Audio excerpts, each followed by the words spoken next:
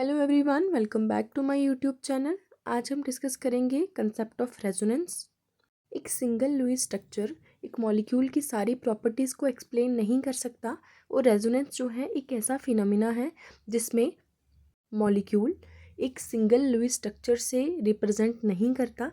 Instead of that molecule है वो represent करता है बाय टू और मोर स्ट्रक्चर्स, और इन्हीं स्ट्रक्चर्स को रेजोनेटिंग स्ट्रक्चर्स जो है वो कहा जाता है।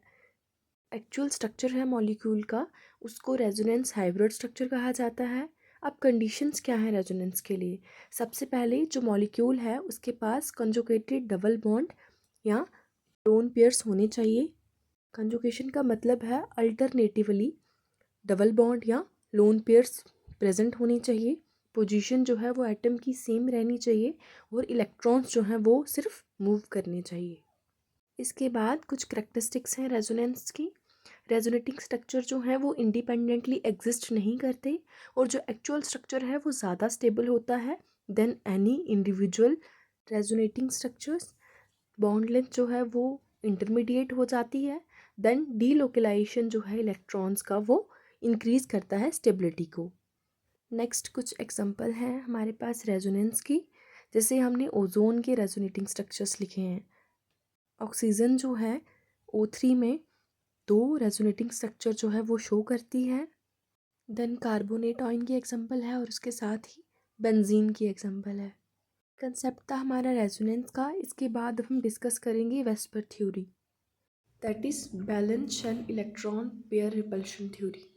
इस थ्योरी के अकॉर्डिंग जो इलेक्ट्रॉन पेयर्स हैं that are bond pair and the lone pairs, जब भी वो सेंट्रल मेटल के अराउंड प्लेस होते हैं तो वो खुद को इस तरह से अरेंज करते हैं जिससे जो रिपल्शन है वो मिनिमम हो और मैक्सिमम स्टेबिलिटी को अचीव किया जा सके।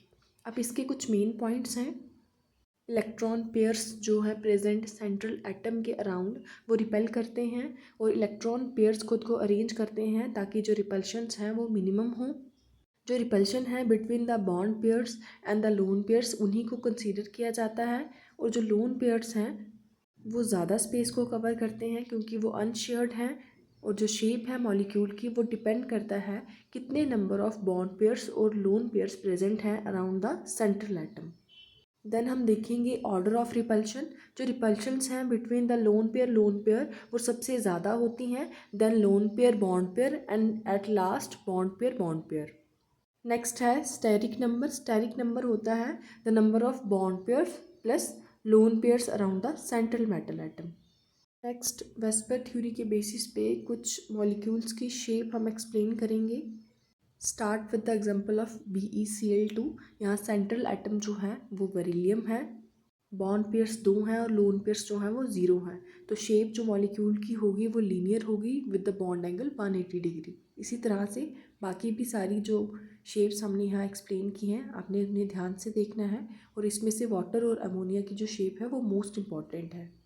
हमारी आज की इस वीडियो में इतना ही। मिलते हैं अपनी नेक्स्ट वीडियो में। आई होप ये वीडियो आपके लिए हेल्पफुल रही होगी। Thanks for watching.